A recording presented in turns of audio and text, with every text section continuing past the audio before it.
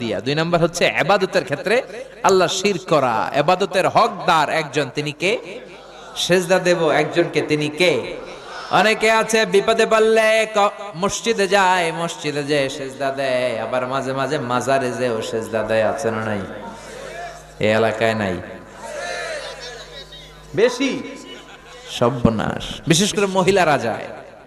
আহা, মায়েরা বোনেরা যাদের কানে আমার মাইকের আওয়াজ যায়, খবরদার, মাজারে যে সেজদা দিয়ে মুশরিকদের কাতারে তুমি নাম তুলো না। ঠিক কিনা? বাধা দিবেন, নিষেধ করবেন, ইসলাম বুঝাবেন। নারীদেরকে ইসলাম শিখানো হয় না, কোরআনের কথাগুলো জানানো হয় না। নারীগুলো সন্তানের জন্য মাজারে যে সেজদা দেয়। মাজারে গেলে নাকি বাচ্চা হয়? হয় নাকি? মাজারে গেলে বাচ্চা হয়? আচ্ছা, মাজারে গেলে যদি বাচ্চা হয় আর মাজারে না গেলে যদি বাচ্চা না হয়, কুত্তার যে বাচ্চা হয়, কুত্তা কোন মাজারে যায়? ছাগল যে বাচ্চা দেয়, ছাগল কোন মাজারে মানত করছিল?